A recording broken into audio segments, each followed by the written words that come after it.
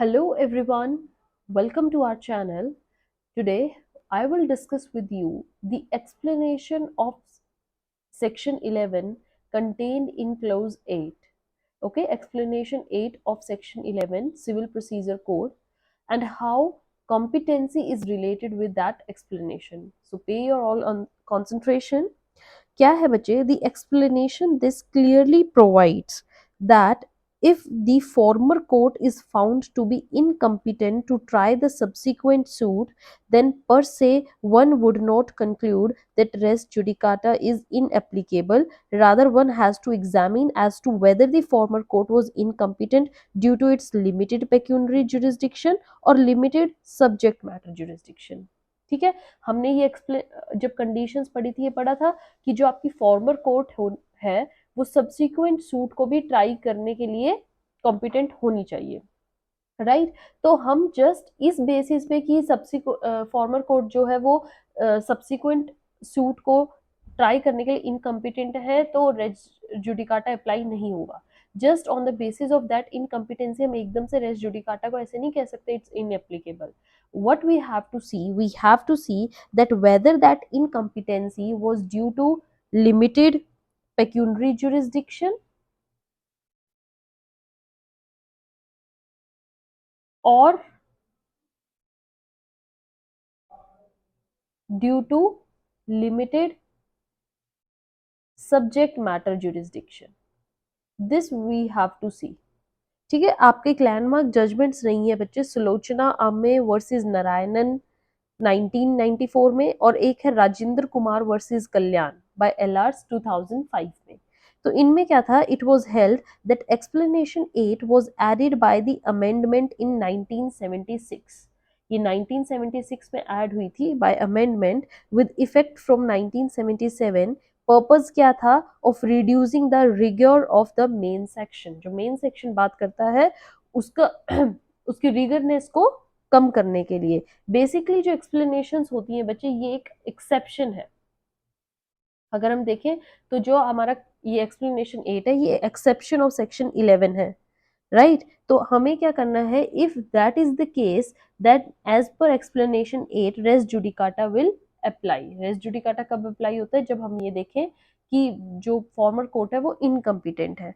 दस if former court was incompetent for some other reason and not due to the limited competency, then res judicata will not apply. ठीक है, सिर्फ इन दो cases में ही res judicata apply होता है. Otherwise if any other reason, मतलब कोई और रीजन है जिसकी वजह से कोर्ट इनकम्पिटेंट है, then res judicata will not apply. ये बात ध्यान में रखिएगा. ठीक है बच्चे, suppose I am telling you through an example. Wife filed a suit against husband, ठीक है, claiming maintenance under HAMA act. Okay, तो the suit was filed before a civil जज. जो वाइफ है वो क्लेम क्या कर रही है, that husband has deserted her and was liable to pay maintenance. उनको मेंटेनेंस चाहिए. The court held that husband has deserted and was liable to pay maintenance. Court ने भी वाइफ के ही फेवर में जजमेंट सुनाई, राइट. लेटर हस्बैंड क्या करता है, filed a suit for divorce against wife and wife claim in the suit that husband has deserted her and therefore he doesn't have the right to claim the divorce. अब उसको divorce कर मांगने की right नहीं है. Wife also claimed that on the issue of desertion the former court had already heard and finally decided and hence in the present suit res judicata would apply upon that issue. मतलब husband अब दोबारा से desertion की sorry wife अब दोबारा से desertion की बात नहीं उठा सकती है. Okay, so the subsequent was suit was filed before the district court और द फैमिली कोर्ट. अब क्या आता है बच्चे, आपको इसका आंसर बताना है. देखिए, the matter in issue in the former suit क्या है, was maintenance and desertion. And matter in issue in the subsequent किससे रिलेटेड है, regarding the divorce. So that is to say the matter in issue in the former suit क्या है, matter in issue directly and substantially related. That is it is not जो हमारा desertion का point है, that is desertion वाला point है. And जो maintenance का है वो नेक्स्ट केस जिसमें डिवोर्स मांगा गया है, उसमें ये points are not substantially and directly related. We did बच्चे, लास्ट सेशन में मैंने आपको मैटर इन इशू में क्लियरली बोला है कि अगर directly and substantially in the issue है तभी आप रेस जुडिकाटा अप्लाई करते हैं, बट यहाँ पर मैटर इन इशू डिफरेंट है और यहाँ पर completely different, and they are not directly and substantially related in the subsequent suit. Therefore, res judicata will not apply. Okay, so the main issue to decide is whether the matter in issue in the subsequent suit is directly and substantially in the issue of former court. तो wife जो कह रही है कि desertion already decide हो चुका है, इस केस में रेस जुडिकाटा अप्लाई होगा, नो, बिकॉज यहाँ पर तो मैटर डायरेक्टली डिवोर्स का है। ओके, ठीक है। So the main issue to be decided is whether the court of the civil जज was incompetent to try the divorce petition due to its limited competency. ये decide करना है कि क्या फॉर्मर कोर्ट डिवोर्स के भी कम्पिटेंसी को solve कर सकती थी या नहीं। सेक्शन 11 जो बच्चे हमारा सीपीसी का है, hereinafter says, that is of res judicata, clearly mandates that res judicata will not apply in the cases where former court was incompetent to try the subsequent suit। ये क्लियरली बोला गया है। So in the present case no doubt कि जो civil जज court है is incompetent to try divorce petition, as divorce petition can be tried only by the district courts और the family courts. However, before declaring that res judicata will not apply in the present case, one also has to examine the explanation 8 of section 11। as per explanation 8, res judicata क्या होता है, would still apply if it is found that the former court was incompetent to try the subsequent suit due to its limited pecuniary and subject matter jurisdiction। सिर्फ इन दो cases में race judicata apply होता है, and in this case जो civil जज court है is not a court of limited jurisdiction as such, rather it cannot try divorce petition by such suits are specifically reserved for the district court। सिर्फ वो pecuniary और limited subject matter jurisdiction की वजह से divorce नहीं ले सकती, ऐसा बात नहीं है, क्योंकि डिवोर्स के जो केसेस हैं वो स्पेसिफिकली डिस्ट्रिक्ट या फैमिली कोर्ट्स को दिए हुए हैं। अगर उनको नहीं दिए होते तो वो मैटर हमारे सिविल जजेस ही ट्राई करते हैं, है ना। तो यहाँ पर वो इनकम्पिटेंट नहीं है, दे वर जस्ट दैट कि स्पेसिफिकली उनके लिए एक सेपरेट कोर्ट बना दी गई है, राइट। अगर वो नहीं होती तो वो सिविल जजेस ही हेल्ड करते। So there is no pecuniary limit and there is no subject matter limit, that's why यहाँ पर रेस जुडिकाटा अप्लाई नहीं हो रहा है। समझ में आ रहा है बच्चे? that are specifically reserved for district courts or the family courts। Hence, incompetency of civil judge to try such suit is not due to being the court of limited jurisdiction, and hence explanation 8 will not apply, and the former court being incompetent to try the subsequent suit, res judicata will not apply। Accordingly, the contention of defendant is liable to be rejected। समझ में आ गया बच्चे? सो हमारा main section बात करता है that former court should be competent to try the subsequent suit, है ना। अगर फॉर्मर कोर्ट कम्पिटेंट है तो रेस जुडिकाटा आपका अप्लाई हो जाता है। If former court not competent to try then res judicata apply नहीं होता है। भाई फॉर्मर कोर्ट कम्पिटेंट ही नहीं थी तो रेस जुडिकाटा भी अप्लाई नहीं होगा। और कम्पिटेंसी में हम क्या चेक करते हैं? सब्जेक्ट मैटर एंड पेक्यूनरी, ठीक है। पेक्यूनरी जुरिस्डिक्शन नहीं है, मतलब कि वैल्यूएशन ऑफ फॉर्मर सूट मान के चलो 3 लाख है और अब सब्सिक्वेंट सूट में 6 लाख आ गया, तो यहाँ पे लिमिटेड पेक्यूनरी जुरिस्डिक्शन आ गई, therefore res judicata will apply, है ना। So that's what our explanation 8 says.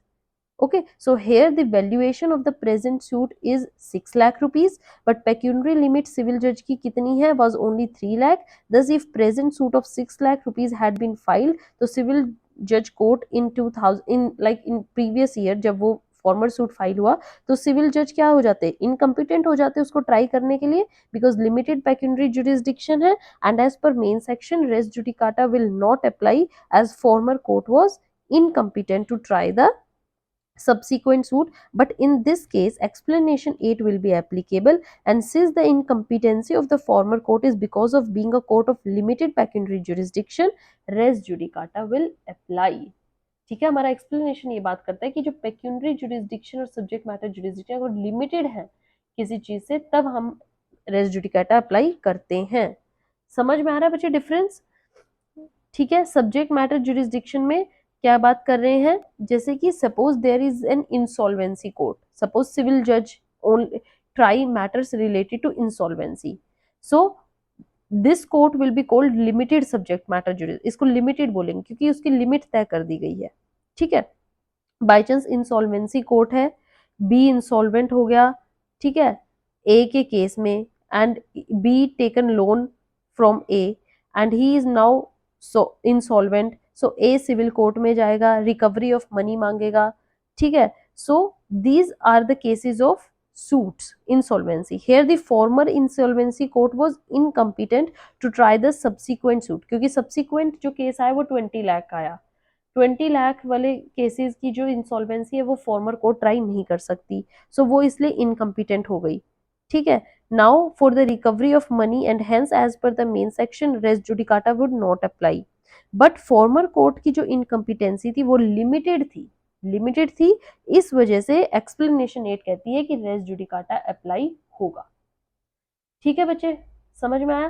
So limited subject matter में रेस जुडिकाटा अप्लाई होता है, ये हमारा एक्सप्लेनेशन 8 कहता है। अगर हम ओवरऑल सेक्शन 11 देखें तो वो कहता है कि अगर हमारी जो फॉर्मर कोर्ट्स हैं वो इनकम्पिटेंट होती हैं तो रेस जुडिकाटा अप्लाई नहीं होगा, बट अगर लिमिटेड है तो इसलिए इनकम्पिटेंट थी तो आप रेस जुडिकाटा अप्लाई करोगे, ठीक है बच्चे। सो आई होप आप इजीली समझ रहे हैं ये चीजें। लिमिटेड कॉम्पिटेंसी क्या होती है?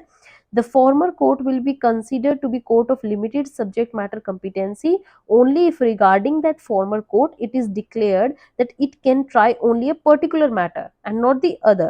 For instance, it can try only probate matter, या insolvency matters, rent matters. But if the declaration is that कि former court can try all matters except those which are reserved for some special court, then क्या होगा? Former court cannot be called of court of limited jurisdiction या limited subject matter jurisdiction. अगर सिर्फ आपको subject matter specifically बोल दिया कि आप सिर्फ रेंट का ही केस हेल्ड करेंगे, सिर्फ आप इंसॉल्वेंसी का, तो उसको बोलते हैं लिमिटेड, ठीक है बच्चे। सो दिस अ सिविल जज who is not a special court is not a court of limited competency merely because it cannot try divorce petition or income tax matters or like this. समझ में आया बच्चे? अब आपके आते हैं heard and finally decided, आता है ना वर्ड, तो हर्ड एंड फाइनली डिसाइडेड का मतलब पता है ना? Heard means court has allowed reasonable opportunity to all the parties to prove their evidences and the court has taken into consideration all the evidences proved in deciding the case. And finally decided का मतलब that the court all the proceedings pertaining to the concerned issue are over and nothing more is pending to the decided, ठीक है। Finally decided का मतलब कि जितनी भी proceeding थी वो सारी ओवर हो चुकी है, कुछ भी ऐसा नहीं रहा है जो फाइनली डिसाइड रहने के लिए बचे, दैट्स वाई उस टाइम पे हम क्या कहते हैं? Case is finally decided.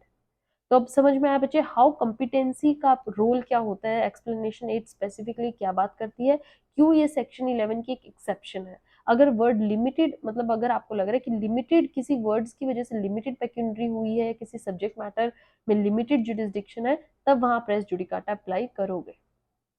All right, so this is all about the explanation 8 of section 11, how it's related with competency. Today's session is over and rest. The next one we will continue in next one. Till then, have a happy day. Thank you.